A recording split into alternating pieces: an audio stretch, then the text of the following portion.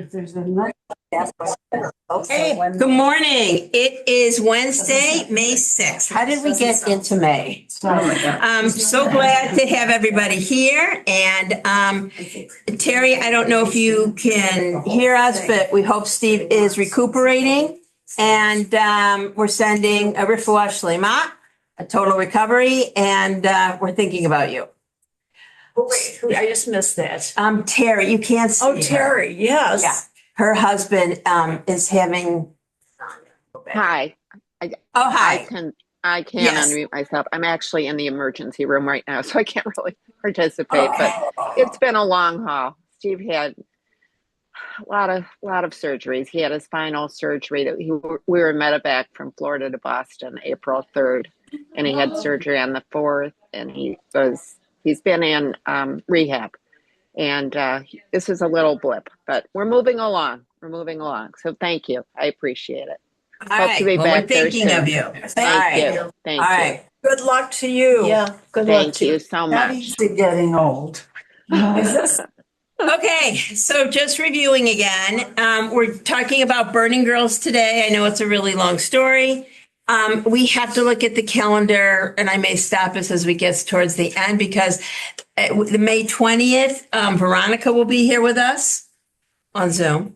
And then we have one more story, The Revenant. And the first week in June is the week before my son Ethan's wedding. And I just can't do book group, but I could do it. I could do it another Wednesday in June. And then we will take off July and most of August. Right. And we have to pick a new book. And I have a couple of things, and I'll let you all know, and you can vote and so on and so forth. But getting into the Burning Girls, first of all, as soon as I started reading it, well, maybe I was it was a long story, but I feel like I should have known this was about the Triangle Shirtwaist Factory fire. Yes. Like, of course it was. In New York, I've been past it. There's a plaque. I mean, It's a shock to me. oh, it's Well, I mean, I knew exactly when we got there, but Me too. right. I don't think it was about that. It may not have been, but it's very. I knew right away too. It's such a hard, part. It's just a hard story to read that they came, from Poland and they're locked in this factory. There are, of course, other fanciful things, which we'll get to in a hot minute about this story. The story draws heavily on Jewish folklore, including Dybbuk and magic. A Dybbuk is, the little devil. How did she? Rumpelstiltskin? Yes, Rumpelstiltskin. Yeah. How did Schanoes weave these elements into the narrative, and how did they shape your understanding of the character's worldview? I Elaine. remember my grandparents talking about the fire. And I mean, they were years later, but it really had a huge impact on the Jewish community. Absolutely. And my grandparents were not in New York, they were in Chicago. Yeah. So yes, it was a big thing. And I'm sure that people that came over, I mean, we all are products of our childhood. And we bring whatever mishigas we have to our lives. Okay, and that was very prevalent in the story. Yeah. Alice. yeah, when you asked about the Dybbuks and all the other fanciful stuff, from everything I've read, I mean, I think that was a long tradition in Jewish literature. I mean, isn't Sholem Aleichem, Sholem, all those people, Isaac Bashevis, singer. I mean, I feel like I've read so much Jewish literature that includes reference to that. And I think it was a big part of these people's lives in Yeah, I think it was Eastern definitely. Europe. Yeah, it was definitely a big part of their lives. I think especially for the women, they weren't really allowed to read the Bible or Torah. And they had this book for women, and it was called Saint Irena. And it was like fanciful tales it was like fairy tales for women. And it always kind of, and it was dumbed down. It was in Yiddish. It wasn't in Hebrew. So I think that that is following in that tradition. I don't know. I don't even know if you can get a copy of Saint Arena anymore. It would be interesting just to look at it to see, how they were, trying to capture women. But a lot of times when women went to shul, they'd bring this book, Saint Arena, and instead of participating because they were up high or in the back or behind a curtain, and not like a curtain, a carton, like a blackout carton. Yeah. And so, how to keep them involved. Lynn. I think it was interesting to follow her evolution from her dependence on her rituals, and all that you're talking about. And as she goes through the story and enters the new world, she goes through stages of either disbanding it or coming back to it or whatever, and seeing that sometimes it works and sometimes it doesn't. And she becomes much more realistic about that in her life. I think early on, she is totally dependent on folklore and folk medicine and the idea of protection. It gives her comfort, power. But as she comes into the new world, that power dissipates as she has to confront things that it won't work, and becomes more practical and insightful about her life. And as she gains confidence in her own power rather than the power of her religion, she questions it. So I think it's a great indicator of how we assimilate into a new culture. And each part of that is necessary. Faith is necessary, but your own desires, principles, values are important as well. I'm just going to push back on one word. Yes. I think it's acculturate. Acculturating. Yes. Acculturating. Because she's taking on another culture. I think she's still Jewish. And I think that, when you assimilate, a story that I always tell, this was one of the founding fathers at Lakeside, and it was his funeral. I think I can think of his name. It'll come back to me. Anyway, I'm pretty sure Rabbi Serrata was there, and it was his funeral, and he was giving the eulogy, and he said, how much, this founder of Lakeside wanted us to be Americans and to acculturate and, become a part of the culture. And Rabbi goes, and to that end, none of his children married Jews. None of his grandchildren. What? No, it was Buddy Coleman. Yes. Thank you, Sue. Buddy Coleman. Yeah. And so there's a difference between Buddy Coleman's people were assimilated. I think she was acculturated, to just hold a little bit. I will never forget that. Do you remember that funeral? Yeah. I mean, it was just like her mouth hung open. Yeah. But he would have been proud, right, Buddy? Yeah. I don't even know that name, and I was at the very beginning of Lakeside. Yeah. He was a mover and a shaker. Yeah. And a lot of those Paul people. Leftman and Paul Yes. Leftman, that's Yeah. who was there. But, this one was really Yeah. And they were all American Council for Judaism. COLEM. Right. American Council for Judaism, which was, we're Americans, we don't believe in Israel. I mean, there was a whole culture. And, that was in our statement of principles and all of that. So that's a How much tangent. does she hang on to that? I don't know, say hang on to that. To the Judaism? What? I'm not saying the Judaism. Oh, you're saying? I'm saying all of the Rituals. that's what I want. Yeah. All of the Traditions. rituals, the traditions, the Superstitions. rituals, And the superstitions. that kind Right. of thing. I think that takes less Yeah. precedence. Right. So there's a difference, I think, between traditions, let's say, lighting candles, doing things that are mitzvot, and minhag, customs, However, when you see her reciting all of the names of God, Right, and it has right. no effect on evil, Yeah. devil, Yeah. she realizes she needs to take a different path there. Yeah. So I see that her evolution as becoming less strict in her, how do I say it? She is not open Right. as in the old world, and Not as rigid. not as rigid, Not as rigid. and a more open-minded. Right. Alice, then Judy. Alice. Yeah, I keep looking at the first paragraph after that first line, but the first paragraph, full paragraph of the story. And I agree with you, Lynn and Vanessa, to a certain extent. But on the other hand, she talks about we also brought our demons, and then they were waiting for us as though they'd been there the whole time.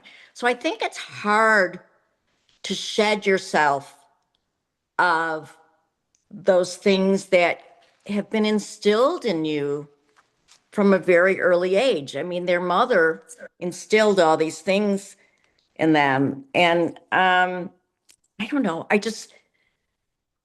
I think there's a lot of conflict in her in terms of how much she is going to acculturate and how much she's going to pull back from that. Here. I have Judy, Abby, Elaine, Lynn. Judy. On page 307, she says, we can throw away fears of demons and see evil's true face, the faces of depraved men. She's very anti-men. Then why make the devil who's asking for the baby a female? I found that unrealistic. I didn't think that's who she is. I is. didn't like this story. I didn't Oh, think really? Yeah, I did love not. this. I did not like this story. And I felt it was poorly written because, and I was telling I you, thought it was. when I learned about short story, every word was supposed to be significant. Every sentence was supposed to move the story forward. Not a short story. This is a novella. Yeah. Yeah, this is definitely a Different- novella. It is different not, rules. it's, oh, yeah, okay. Different But rules. I thought it's a short story book, that this should be a short story, but this is not a short story, folks. This is not it. Anyway, I didn't like it. Okay. Abby, Elaine, and Lynn. Abby. Wait. And go. Yeah, I didn't finish the last story because I kind of missed when he had said it, that we were reversing it. Right. And anecdotally, I had overheard people saying how disgusting the other story was. So I started to read the other story, the one that I guess is probably for next week. The Revenant, yeah. Yeah, and I couldn't get beyond it, and I had a conversation with myself and said, "Self, why do you need to listen to all this vocabulary? I'm at a point in my life where I really want to look for beauty and beautiful thoughts and so on and so forth." But then, my homework conscience got to me, and I listened to the story and so forth and got through it. And then when I saw your email yesterday and listened Yeah. to the correct story, all Yeah. of a sudden I had like a little bit of almost Rachmanis for her in terms of her writing and understanding, that she was really struggling with her background and acculturating at the same time. And I think we all kind of do that, where we get kind of immersed in terms of what it was our history that we maybe didn't know firsthand and didn't even know secondhand, and the anecdotes and trying to incorporate. So all of a sudden, I'm being a little bit more lenient in terms of her writing, in terms of the things that I really did not like. So I think I'm getting more of an appreciation. All right. Elaine. I sort of lost my train of thought listening to every, but my That grandparents doesn't stop you. were very interesting. My grandmother was fourth generation American. My grandfather was a Polish immigrant, and my grandparents felt they were Jewish. Okay, they were Jewish. We belonged to a temple, and but they were American. It was very important to be American at that time. I think my grandfather came over in like 1908 or something. but they were conflicted. They wanted to be American, but they wanted, and we did not live in a Jewish neighborhood. We lived in a German Lutheran neighborhood. So I mean, we had a Christmas tree, but we went to temple, and we were very close with the rabbi, and that kind of thing. I think that generation wanted desperately to be American and wanted to assimilate. But as I said before, you have all of these things that you're taught as a child, and they sort of stay with you. You know, you can't erase who we all are. Here. Okay, Meryl. Wait, let me unmute you. Go ahead. Okay, Merle. My name is Merle. Merle. Okay, no problem. It's a common mistake. Okay, this story to me seemed a little bit different because so many of your stories are just like fairy tales.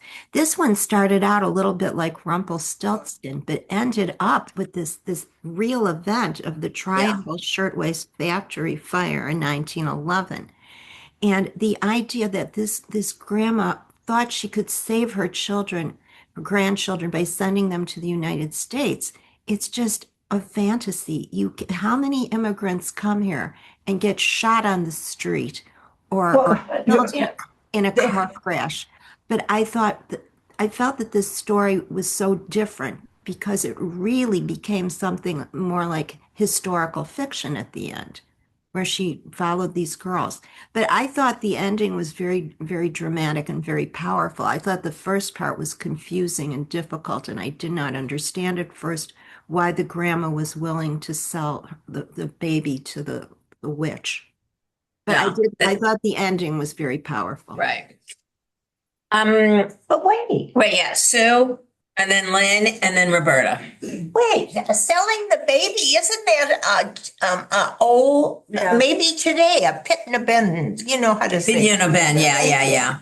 Where in fact, that's what you're doing, selling the. Well, that's back to the Okay, but wait to a the minute. priest, yeah.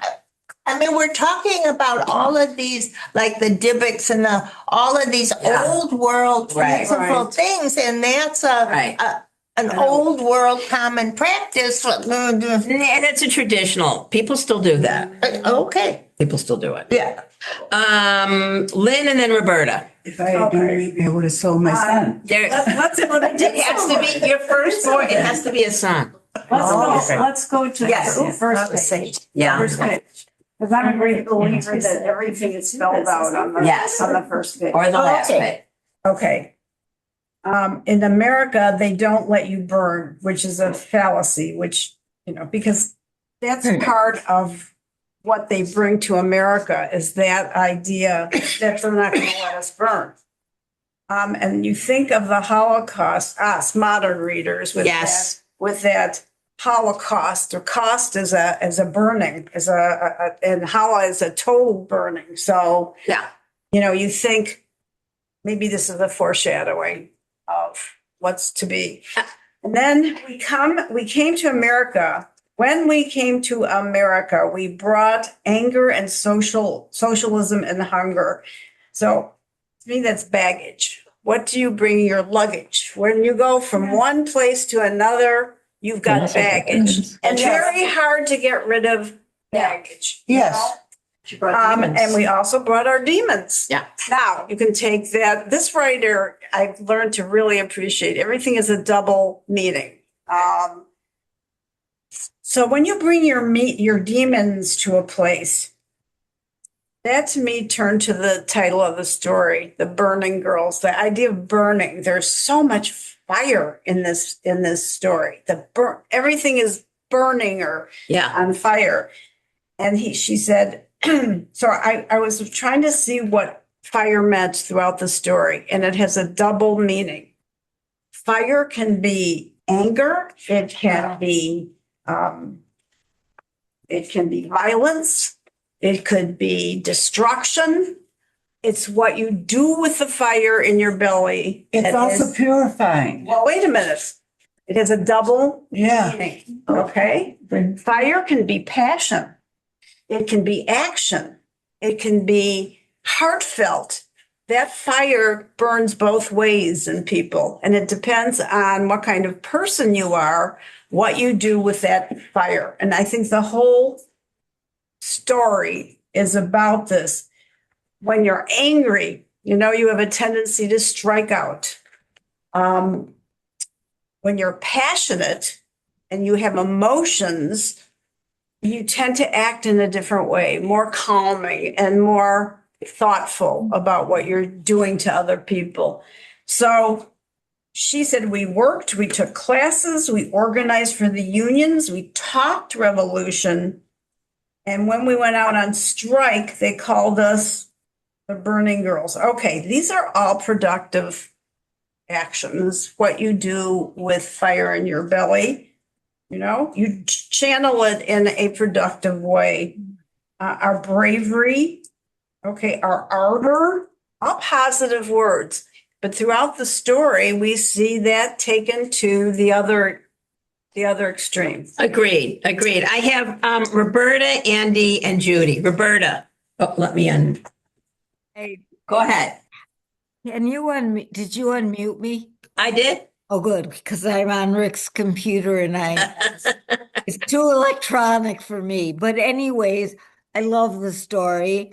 I thought it ended perfectly in terms of the evolution of the stories and ending with the title. I thought it was perfect. But I think it really was the references of what she went through in her life, I think had to do with her upbringing. But it was also, she was a burning girl for bravery, dedication, and ardor. I think she showed all of that in all the traumas she was faced with of culture, society, America, Europe. She faced it with bravery and dedication, whether it was to family, to friends. I think the message is really broad. And I think the fact that it starts in the old country and finishes in the new country brings the story and her experience from start to finish in totality. The traumas, generalizations, stereotypes of old Europe are blended with the stereotypes of instances in America. I thought it was a fairy tale because I think the fact of Golem and demons and all the Just her doing all the sewing so fast. Nobody can do right, that. right, like I thought there was an element of fairy tale, like she Yeah, had told the absolutely. story. Yeah. But I thought she concluded and pulled it together, no Okay. pun intended. Perfect. All right, Andy, then Judy. Andy. I think the burning, just one part we haven't talked about. The contract never burned. It was left in the ashes or in the fire. And, I think that was like, she really would never get rid of herself. You can't move and leave yourself somewhere else. Right. You take your problem with you Right. or whatever else. And, the after the pogrom, if that's what it was, seemed like it was, the houses were burned down and burned, but then this piece of paper. So it was, sort of her soul, I think. Judy, then Lynn. Yeah, my point is to Lynn's concept. I thought on page 307, she says, I found myself stirred by visions of justice, by a world aflame with possibility, the blossoming of a new era in the new world. I thought at that point in the story, especially the phrase by a world aflame with possibility, I thought she was going to go in a different direction. And I was surprised. She the author or she the character? She the character. I thought there was going to be a switch, a move, that they had gone to America. There were so many things that had happened, and I was surprised that she turned it back to what, and that maybe that speaks to what you're talking about. I thought she was going to go elsewhere, and she didn't. No, I think there's an action at the end of the story which maybe helps explain that. Oh, good. And that's Where? when she is talking to Shayna. And how do you defeat a demon? you don't. You do. Okay. You do. The demon is, if we look at the symbolic significance of what a demon is that dark side in people. It's that evil people is your demons. Yetzer hara. And everybody has that dark side. And Shayna said to Deborah, you do this. You handle this. And she said, oh no, this is your demon. And what she is saying is, unless you confront your own demons, you're never going to get rid of them. So here's Where is that? here's my next question. Yeah. It's right into this.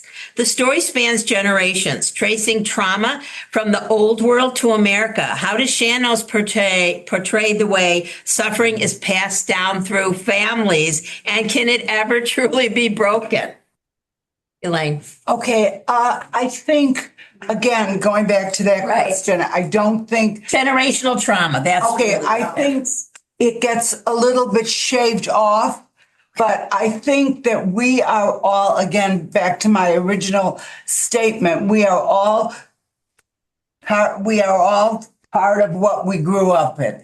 And if you had trauma in your life, or if your parents or grandparents are worried, you bring that to, you know how we all have a saying, I'm becoming my mother? Yeah. And we do. We fight it because we're so sophisticated. But are we are we really? So I think that you are a product of your childhood. It stays with you. And I think, you know, I have friends who are children of Holocaust survivors. And they say, this is why he's that way, because his parents were a Holocaust survivor. Or this is the way we are. There's no getting away from the demon. You smooth it out, you get a little bit better, and I think each generation does it. But I think it's very difficult not to be who you are. I think that's a really nice way of putting it. Roberta, I'll get to you in a second. The other thing that I keep thinking about is we met with Jennifer Brown, who did the Whisper Sisters. And it's a story of, she owns a bar during Prohibition and in the 20s. And the thing the author said is this, that she picks, I said, oh, I like the time period. She goes, I picked that time period on purpose. Because if you pick a time period after the Holocaust, you have to deal with the Holocaust. And it was just like an aha moment for me, that generational trauma, which is still amongst us. I think October 7th is going to be another generational trauma piece. And so I just, now if you were to write a story, I think that's what she said that too. If you wrote a story about Israel after October 7th, you have to deal with it. And oh my God, it does. So I have Alice, Roberta, Andy. Alice. Yeah, I think I can't. Everybody's saying so many different things. I think this goes to what you were saying, Vanessa, about can you? What did you say? Something about different generations or generational trauma. Yeah. Are we passing that trauma down from generation to generation? Well, yeah. I mean, I'm on page 329 where they, save the baby. Right. But then right after the break, it says, "We had Yael, ours to keep forever, but not without cost." And doesn't that kind of I mean, it's just a few pages later that Shayna is lost in the fire. So yeah, I think. Okay. I have Roberta, Andy, Lynn. Thank you, Alice. Roberta. I just have one, I forgot, statement regarding the paying of the baby. I wasn't paying of the baby. It was a commitment made through a contract. And that reminds me of on Yom Kippur when we state all contracts to be null and void. So it reminded me of that. But I believe they did not pay for the baby with money, but it was a contractual obligation. And the second thing, while we're mentioning generational trauma, I believe in it, but just like she says in there, no, you got to deal with the demon yourself. I think we have individual responsibilities Exactly. and the control, and it is up to us to find the um, bravery, dedication, and ardor. And yes, I believe you can come resolve, not resolve, but pass through, get over generational trauma to get on with your life. Because I speak from experience, and I think, yes, it is possible, but it is a lifelong journey that requires dedication and bravery. But yes, you can overcome it. Okay, we have some disagreement. All right, Andy and then Lynn. Well, I think that I think generational trauma, I do believe in it, but I do. But I don't think one incident like October 7th, I think for some people that will be the defining point, but I think it's a before and after. I think slavery was generational trauma. That was hundreds of years and had repercussions that we all know about. But, we all have, incidences of what we think or what, I mean, felt like growing up, I didn't think that my that the family before me, they did anything. Did they do anything? So that really influenced me, that I'm not going to, that's what I thought then and probably was sort of true. But anyway, I think these are sort of post-traumatic stress is one thing. Generational, I don't think we should use it. So Very good. I have Lynn, Merle, and Evie. Lynn. Okay. I don't think this is generational trauma. I think this is generational greed. I think there's something in human nature that makes a person motivated by evil drives or values in their system. And if you think about from what I remember about the shirt factory fire, they locked all the doors. Yep, they did. So that everyone had to stay in. And they were Jewish owners. And they were Jewish owners.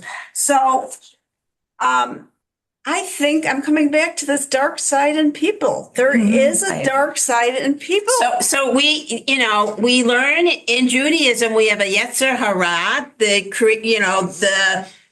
bad inclination, and Yetzer Tov, the good inclination, and you need both. You need both. And sometimes I don't know if you need the dark side. Yes, you do, but You get it anyway. You get it anyway. It comes in the package. Yeah,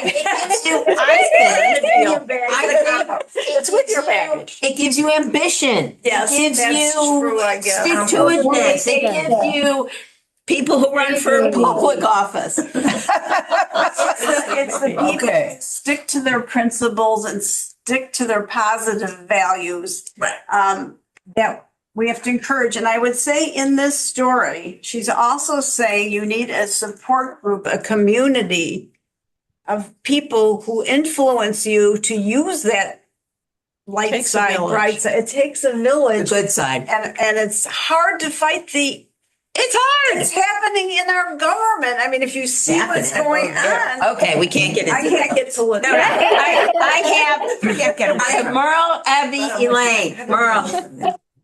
I saw the theme of the struggle between good and evil in this story, that there Oh, was yeah. so much evil going on in Europe. And then when they got to the United States, I mean, there were blessings over the baby's crib and blessings over the house. And when Shayna found the job at the factory, they even said that this factory, it was like an angel was watching over her. And it wasn't the case. I mean, the evil followed them. And there was a struggle between good and evil. Evil won in this Yeah, right. case. So I don't know about that. I don't know the I fire. don't know. Do you I think think he's so? the way Evil it one? ended. That's why I didn't like the And you know, story. the way they described the Sorry. girls coming out of the windows, these bundles, there were bundles of fabric coming out, and those were not bundles, those were the girls in their Yeah. dresses. And I just felt like the story ended on a very sad note. Mhm. For me, evil won. Evil won. Yeah. Except- Wait, Abby, Elaine, then Lynn. Abby.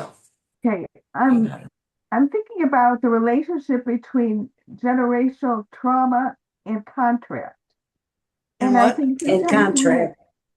sometimes I think we have an allegiance to an emotion, to remember the people before us, because maybe there isn't something tangible, but and all we know about them is the feeling that we have had through the generations, through our guts, whatever it is. And I think if you look at it as a contract and maybe look at it objectively, and what parts of these contracts do I no longer have to feel committed to or tied to, and so on and so forth. And I think maybe that's part of any kind of a healing process in terms of going through, whether past traumas or current traumas, or how we view things. How can we look at this differently?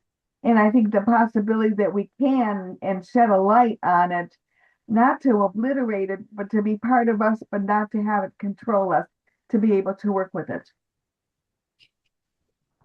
Elaine. Okay, we have to remember that this is a story about a first generation that came over from America. It is not our lives. It is a first generation. So when you come over, you are an immigrant. You are a little Polish guy or a woman who they're first generation. They're bringing over all of their demons. And as she said in the beginning, we bring our good and we bring our bad. I mean, I'm paraphrasing it, but you have to remember this is a first generation. Maybe when you get siphoned down to our generation, things would look differently and we would not believe in the demons. But they just came over. And if you remember, I always thought that they sent over their oldest child. No, they sent over their youngest, their least capable child. And that's who came to America. The youngest, they came at very young. So they had all of this information that they got from their parents, and then they're put on a ship, and here you go. That's it. Lynn. Okay. Merle, where is she? She's there.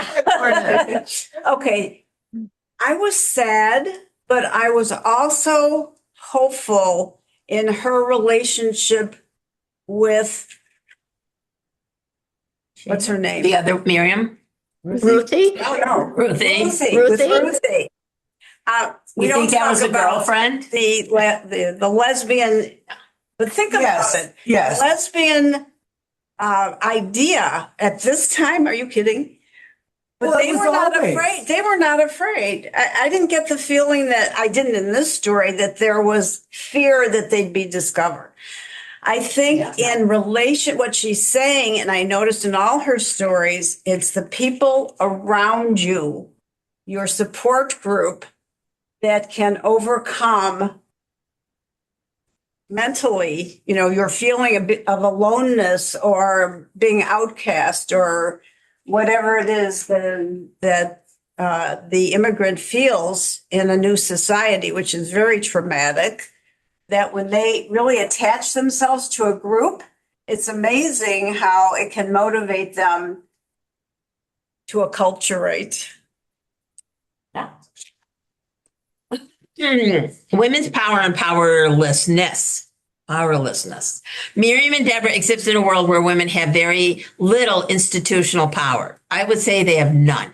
Yet both find ways to exert agency. How do women in this story claim power and at what cost? That's a really important question. Thank Through you. that organization that they marched and Yeah. Spoke up. not at the factory. No, not at the factory. Maybe giving birth to a child is it's a face it a hope for Yeah. a new beginning. All right, Andy, then Lynn. I think Deborah had agency in her powers. And Yes. Yes. strong women, that she could fix things, that she could take charge. So I Right. mean, that's pretty Yeah. powerful. But and the that's strong. influence of Bubby, I think yeah. was very Forgot about strong there, where she said, "You are, you've got great potential. You can go far, but you lack tact."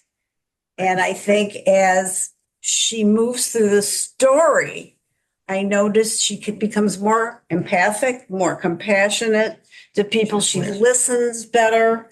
I think in using your power, women especially have to watch the way in which they persuade. Yes. So if they Present. become more mannish, they get turned off. I'm being facetious. No, I totally, Even their- Lynn, I agree with you. Even their dressing and the way they Yeah, dress, I notice. The past couple of days, I have been at a conference for my professional organization. The educators and the rabbis and the executive directors have a reform pension board. And as you approach retirement, they had a conference for us. So there are women rabbis, but all the educators there were women. And I had to speak up a bunch of times, like we're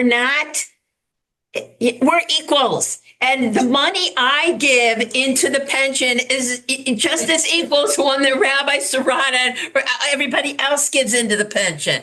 And I've been doing it for 40 years. I have a lot of money in there. And they were dismissive. And I was, although when you said she listens more empathetically, maybe I should have been. Rabbi Sarada always says you catch, more flies with honey than vinegar. That's my statement. Right. Always. And maybe I should have been a little bit more honey, but I was like, and every time it was like a microaggression, every time I'd get more incensed. I'm like, well, we do that. And they had a separate session for us, and like he had nothing prepared. It's just stuff like that. And that still exists today. Of course it does. Of course. Yeah. Okay, Alice. Yeah, Lynn, I would like to be hopeful like you at the end, but she doesn't give us much to be hopeful about. I mean, the last 3 lines, "I'm sorry, Mama," I whispered. "I wept while the building flamed with girls burning, burning, burning here in America." I mean, and then, that reflects how, I got to look back to the first line of the story. "In America, they don't let you burn. My mother told me that." But it wasn't true. So I mean, I hear what you're saying, and yeah, she's not going to crawl into a hole after this happens. I am hoping, and I hope she has a good life. But I don't think that's what the story says. Yeah. I mean, Wait, Judy. Yeah. Okay, no, Alice finished, then Judy, then Lynn. I agree with Allison Merle. I wanted it to be different. I was hopeful when she said it's a flame with wonderful whatever. She just doesn't get hopeful enough for me. Okay. Yeah, Lynn. I think that's a good question to ask her when she comes. Yeah. Yeah, it is. That is a good question. Well, what do you think your frame of mind has been meant for these stories? Are you hopeful or are you pessimistic about the future? Well, we could ask about the stories. I don't think we can ask, you know. Oh, no, I mean, in this story. Yes. We can start with this story, and if she wants to expand, she can expand. Right. But I think in the story, she said it's up to us. I mean, I think she puts this, and I loved what Rebecca, is that her name? Roberta. Roberta. It starts with I R. keep wanting to call you Rebecca. Oh. I think you phrased it very beautifully. I think it is up to us. You have to face your own demons. I mean, everybody says, what are we doing? I'm not going to get political, but what can we do? What can we do? And we can only do what we can do is that find our voice and write and protest and let people strike and, I mean, these are forces greater than anybody. Right. I feel like I am just. Right.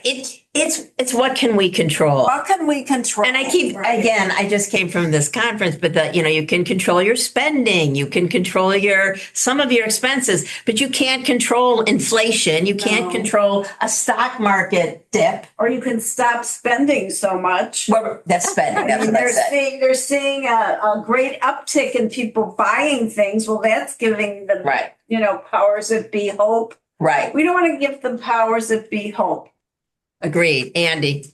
I think we have the advantage of being after, we know what happened after the shirtwaist fire. Yes. We know that there was reforms. Yes. Things happened. So that influenced how I felt about whether it was hopeful or not. That, it always takes something bad. What's going to be the worst thing that happens, then it's going to change and things are going to, every time someone opens his mouth, you think that's the worst thing. I mean, wasn't it the worst idea to put chloroseptic or whatever, chlorine to swallow that way? Or the January, there's going to be an end. Correct. Yeah. It's so horrible. And I don't think we can ever escape our reality. So I do not think we have to, I feel very strongly about this, but it's not like you can't talk about something that's going on. This is our life right now. Right. Yeah.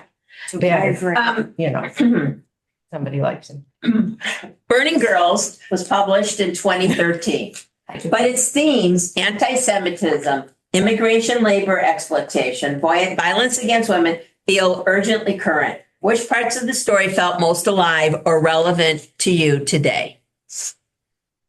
I think we talked about it. Yeah.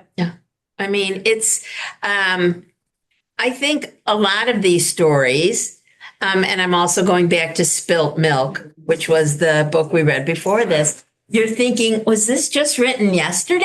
Well, how it's like they had a premonition of what's going to happen. And I suppose you don't, need too much of a premonition to look at. You have to know history to see what's coming up in the fair show. Okay, Merle, then Elaine. Well, I think so many words in her stories could be interpreted in two different ways. And I mentioned the part about when Shana found this modern factory, it was like an angel was watching over her. But what kind of angel? I immediately felt a good angel, but it could have been the angel of death. It was just, you have to take her words and really think hard about what she's saying. Absolutely. Yeah. Elaine. And Andy. We have to be realistic. I don't think it's a premonition. I don't think, and Andy will probably get upset with me, but I don't think we've made as much progress as we think we have. In what way? Well, I think women have, gone forward, but we still are making so much per dollar. Yeah. There's the anti-Semitism has reared its ugly. I mean, maybe I remember as a child feeling it. And when we moved to Highland Park, Highland Park is Jewish and everybody, all my friends were Jewish and blah, blah, blah. Well, now it's reared its ugly head again. And are we taking a step backward or are we being not realistic that we haven't made that much progress? Sorry, Andy. Yeah, Lynn. I don't disagree with. I don't. Oh no, Andy. Well, we just the idea of hope. I think she felt that Bialystok was going to be safe. Right. She had that. She was so firm in that, and that, you know, wasn't really the case. And I just think that is part of what we all have to face. You have to recoup so that the factory or how the streets weren't paved with gold, and it was hard, and, you know, but you move on. You have to, and there's no one who will not espouse that you have to be hopeful. You have to keep hope for something. And I think that she showed that in this. So If you read the graphic novel called Mouse, I don't know if you. I know about it, but I feel Okay, I taught it. To I'm sure it's in here to somewhere. my class. In fact, your daughter was in that class. Oh, I Um, didn't know it was that old. all the characters are mice. So this is a purposeful, you know, as how Jews were considered in Germany and when the Holocaust came. And you see these little mice discussing, oh, we're safe, and they respect us and they love us. And then they see the pogroms, and then they see Kristallnacht, and then they see, and There's- ones You see who- the little mice. and ones the who US. keep their eyes open leave, and the others who keep perpetuating this fantasy. So the idea is keep your eyes open, you know, and eventually it's so cyclical. It's cyclical of what our history is cyclical. And we our just hope lives that are. the cycle is going to move in another direction. And I have that hope. Okay. Grief and vengeance. Education is. And education is the key. Revenge is a significant thread in the narrative. Do you think the story ultimately endorses vengeance as justified, critiques it, or holds both possibilities open at once? Vengeance And grief. and Both greed. are open at once. Grief Grief. with an F. Oh, greed is, I think, No, is- Well, that, yes. Yeah. But we're talking about grief and Oh, vengeance. grief. You're saying grief. Grief and vengeance. I don't think anybody got vengeance. I mean, the sister dies in the fire. Right. Right. It was just the grief was overwhelming. Yeah. But I don't see where vengeance took over. No one else? Go ahead, Len. What? I think that what happens at the end of the story, those two women at the Rose, I forgot what's her. There was another woman that came into Yeah. the story. These two were for advocating calm and patience and practicality and reason. And I think that's what she is striving for in human nature, is that I mean, seeking justice, yes, but how do you go about doing that? We're coming back to the same. I think she's saying it's up to us. You know, you have to deal Yeah. with your own demons Yeah. and personal demons Right. and the demons Right. we can't talk about. In And this generational You know, demons. All the demons. all those demons. All the demons. And I think joining groups helps. Okay. I like that. Is this a group to join? It's good to join. So I just want to make a couple of announcements. We have about 5 more minutes, but I just want to make sure I get to this. One, we meet again on the 20th, and Veronica will be with us on Zoom, all things being equal. I cannot meet the first week in June, but I could meet on June 17th, and we can talk about The Revenant and what we thought of Veronica. Maybe we won't. I don't know if we should tape that. Record that one. Tape that one. I hear that you invited her to watch the tapes. I did. Oh, wow. I said I think she's got it. If you Google her now, they come right up. So, Tapes come right up? Our tapes? yeah. Oh, wow. Discussion takes the middle. I post stuff. So, and it's really interesting because Rabbi Serrata does this whole Jewish real classics, and I posted, and people are like, "Oh, can we come to this class?" I'm like, "Yeah, no, you're not a member here," blah blah blah. But it's funny to see how many how many people view this on YouTube. Oh, really? Yes. So They listen to our classes on YouTube?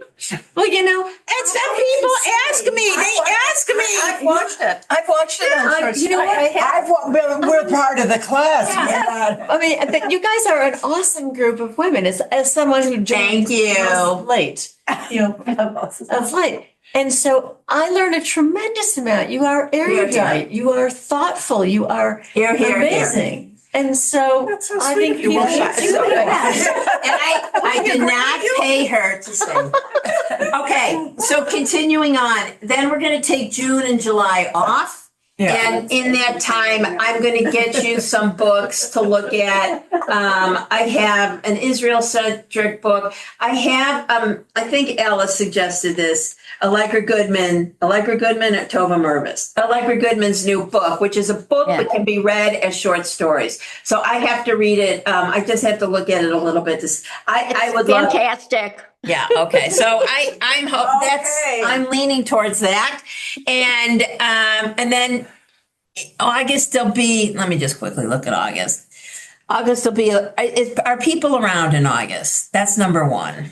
I am. Yes, I am. Mostly. I'll be back. I'll be gone the 17th, so take Where are that you one. going? Okay, so August International. 5th. I can do the 5th and the 26th. I don't know if I And I'll be back here So we would August resume 15th. again in August after Yeah. 17th. Yeah. Oh, okay. Even to the end of it. Wow. And They do that. What date in August? I was in the hospital. I don't know. I have to, 7 days. because My I'm daughter, going they to. did. My daughter-in-law, they did it with wait a little. second. Oh, she was So in the after May Depends on- I had a lot of 20th, scar June tissue before 17th. that. Yeah. Okay. So Yes, I had and I'm going to send this all out tomorrow. I did send a copy of this. I was. And, I was and 38. please, It's amazing. think about your questions, and if you want to, send them to me so I can have them. So you can critique. So we don't walk in and say, I hate this book. Yeah, no one say that. I don't know that. I mean, I think my feelings changed when I first started reading. I thought, first of all, this lady is crazy. I mean, if she's got a lot of Right, I can't pathology hear to you. deal with. And I've got my hearing. And then at the end, and the She thought Revenant. Veronica was When crazy. I read the Revenant, I was like, I like this story. Yeah. So I will tell you this. I am going to ask her if she would like to present for the first 10 minutes. Okay. So that she can answer maybe questions instead of, a little bit about her background, her writing, her books, blah, blah, blah, blah. And then we'll move straight into asking questions. I think everyone comes in and some of these stories, and I myself have said, like, what is this I'm reading? And then afterwards, it opens up a whole different world. Yeah. So I think we've been honest in our feelings I think about. we've been thoughtful, and Yeah, all right, whatever word you want to use, That's the thoughtful word or I'm honest. using. And if you need anything else from me, let me know. Alice, yes. I was just going to say, I mean, I think we probably all agreed that these stories were very challenging, but I myself loved listening to everybody's opinions. And there are lots of different ways you could take these stories. And that I think is a sign of a good writer. Here. And this Sunday we have off. Next Tuesday night, Alan Moranis, who is the founder of the Musar Institute, which talks about values, and he's going to be here next Tuesday. Last night we had Ben; he was amazing. Andy was here, and then on the 17th of May we have our own. And whenever you say "own," that means they're members, but Readers Theater, and that's going to be May 17th, 9:30. Lox and bagels. I will have orange juice. I only have orange juice when we meet in the morning. But don't get me started.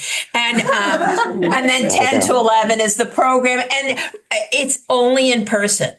Because of copyright things, we cannot stream it or anything. So it's going to be a lot of fun. People have been working on it, so I'm excited about that. Yes. I just want to Oh, Alice left. Yeah.